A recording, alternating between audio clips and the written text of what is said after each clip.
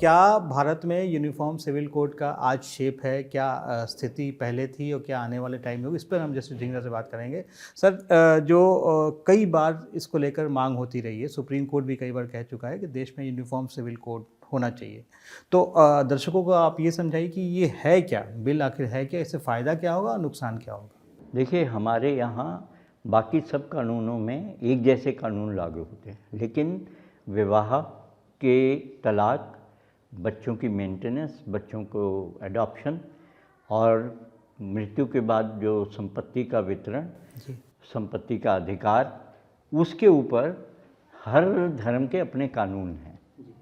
जो हिंदुओं के हैं उनको तो कोडिफाई कर दिया।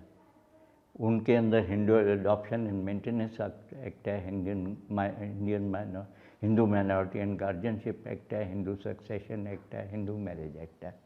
इसके अंदर सभी प्रोविजंस हैं कि कैसे आप तलाक ले सकते हो, कैसे आप बच्चों को अडॉप्ट कर सकते हो, बच्चों के खर्चा देने के क्या नियम होंगे, बच्चों की गार्जियनशिप लेने के क्या नियम होंगे, बच्चों की कस्टडी लेने के क्या नियम होंगे। तो ये सारे नियम हैं, लेकिन बाकी धर्मों के अंदर कोई यूनिफॉर्मिटी नहीं है। अब जो सुप्रीम कोर्ट ने 1985 में शाहबानो केस में ये कहा था कि यूनिफॉर्म सिविल कोड बनाओ। क्यों कहा था? क्योंकि मुस्लिम लॉ के अंदर तलाक देने के बाद बीवी को तलाक दे दिया आपने, ट्रिपल तलाक दे दिया, तो खर्चे देने का कोई वो ही नहीं है। सिर्फ एक लिमिटेड पीरियड के लिए आप खर्चा दे सकते हो, उसके बाद आपको खर्चे देने की कोई वो नहीं है। बीवी अपना खुद करे, या अपना गुजारा कैसे करे ये उसके ऊपर है, तो आपकी कोई जिम्मेदारी नहीं है। तो शादी करना तो आपने कर लिया, लेकिन शादी करके छोड़ दिया तो कोई जिम्मेदारी नहीं है। ऐसे ही क्रिश्चियंस और ज्यूस, पारसीज, उनके लिए भी कोई कानून नहीं है, वो अपने धर्म के, अपने मज़हब के हिसाब से चलते हैं।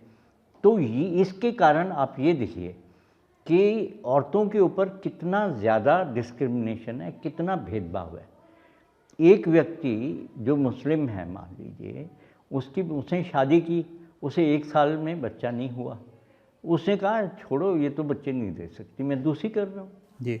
उसने दूसरी शादी कर ली, दूसरे से नहीं हुआ, तीसरी कर रहा हूँ। तो वो जो है बिना किसी रोक टोक के ऐसे शादियाँ कर सकता है, और जब मर्जी आए तलाक दे सकता है। ट्रिपल तलाक को बैन किया है ना सुप्रीम कोर्ट और संसद ने, लेकिन जो 1-1 महीने के अंतर से तलाक देकर दिया जाता है उसके ऊपर तो कोई बैन नहीं है। तो 3 तलाक जो है 1-1 महीने के अंतर से दे दो तो तलाक है। फिर तलाक के बाद उसका खर्चा, गुजारा, भत्ता, उसके ऊपर कुछ नहीं है। और अगर आपने बच्चे हैं किसी के, फिर उसको तलाक दिया, तो बच्चों का कैसे खर्चा होगा, बच्चे किसके पास जाएंगे? तो इनके लिए कोई नियम कानून नहीं है। तो हिंदू लॉज में तो है। तो ये जो है मज़हब को ध्यान में ना रख के पूरे भारत के लोगों के लिए, जो यहाँ के नागरिक हैं, अगर ऐसे कानून हों जो उनके, देखिए मज़हब का जो है स्वतंत्रता, इसमें कहीं आड़े नहीं आती, क्योंकि मज़हब का मतलब है आपकी धार्मिक जो कॉन्शियसनेस है जी, चेतना है, आप उसको कैसे पूरा करते हो। अब आप नमाज पढ़ो, आप जाओ 5 बार पढ़ो, 3 बार पढ़ो, 1 बार पढ़ो, ये आपकी इच्छा है, पढ़ो या ना पढ़ो।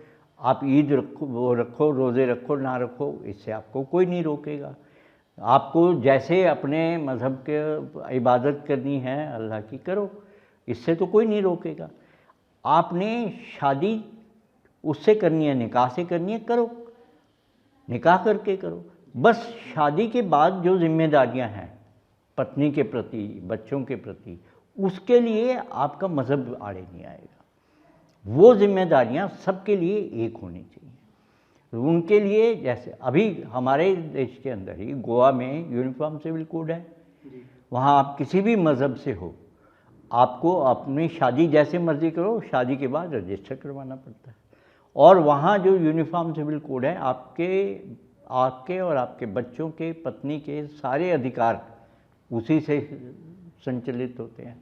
ये तो नहीं है कि आप कहो कि जी मेरा तो मज़हब ये नहीं कहता कि मैं इसको गुजारा बता दूँ, मेरा मज़हब ये नहीं कहता कि मैं इसको संपत्ति में से हिस्सा दूँ, तो मैं नहीं दूँगा। तो अगर गोवा के अंदर ये चल रहा है, ये पूरे देश में भी चल सकता है। और इसमें मज़हब कहीं आड़े नहीं आता। मज़हब का तो बहाना बनाया है, ढाल है। वास्तव में जो हमारा समाज जो है पुरुष प्रधान समाज है, तो ये पुरुषों को जो वो मिला हुआ है अधिकार, ताकत अपने मज़हब के नाम पर कि हम तो 4 शादियां भी कर सकते हैं, हम कभी भी तलाक दे सकते हैं, हम प्रॉपर्टी में से हिस्सा ना दें, हम उसको जो है अपनी प्रॉपर्टी में से बेदखल कर दें। ये जो डिस्क्रिमिनेशन है, ये जो नारी के प्रति वो है दुर्भावना कहूँ या अन्याय कहूँ, इसका विचार करके यूनिफॉर्म सिविल कोड को बहुत पहले आ जाना चाहिए था। मुझे याद है कि कुछ साल पहले जब कांग्रेस की सरकार थी, तो उस वक्त कांग्रेस की सरकार के टाइम में जब वीरप्पा मोइली कानून मंत्री हुआ करते थे, तो उन्होंने बोला था कि भारत में 300 से ज़्यादा पर्सनल लॉज हैं और उसको एक साथ इकट्ठा करके मतलब ये नेक्स्ट टू इम्पॉसिबल टास्क है। मुझे नहीं पता उनके पास कहाँ से ये आया। भारत में 300 से ज़्यादा पर्सनल लॉज हैं ही नहीं। भारत में कुल मुख्य 4 या 5 पर्सनल लॉज हैं, जिसमें से बाकी सभी तो कोडिफाइड हैं। हिंदू लॉ, हिंदू कोड जो है बुद्धिस्ट पे भी लागू होता है, जैन पे भी लागू होता है, सिख्स पे भी लागू होता है और हिंदुओं पे भी लागू होता है, जिनको हमने हिंदू के धर्म में से निकली हुई है। सिर्फ मुस्लिम, पारसी, ईसाई और यही हैं, और कुछ आदिवासी क्षेत्र हैं।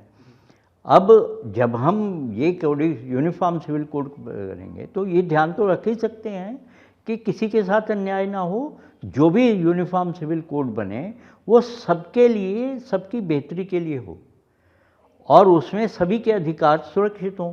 औरत के अधिकार सुरक्षित हों, पुरुष को भी अधिकार मिले, बच्चों के अधिकार। और ये है क्या? प्रॉपर्टी, तलाक, शादी के बाद अलग होना, इनहेरिटेंस कैसे होगी, एडॉप्शन कैसे होगी, सक्सेशन कैसे होगी, ये चीज़ें हैं जिसमें मज़हब का दखल ही नहीं होना चाहिए। ये तो सभी समाज के लिए एक जैसे होना चाहिए, सभी को बराबर का अधिकार होना चाहिए। ये हो सकता है कि जब आप यूनिफॉर्म सिविल कोड बनाओ तो हिंदू कोड जो बने हुए हैं उनको भी आपको ख़त्म करना होगा, ठीक है? तो वो अधिकार जो हिंदू कोड में हैं, जैसे जॉइंट फैमिली है, ये है, वो सब खत्म हो जाएंगे। सबके लिए एक ही तो आएगा। वो जो जॉइंट फैमिली का कंसेप्ट है, प्रॉपर्टी में को पार्सनली का कंसेप्ट है, वो भी ख़त्म होगा। तो ये तो है नहीं कि उन्हीं के किसी एक मज़हब के प्रति ये टारगेट है।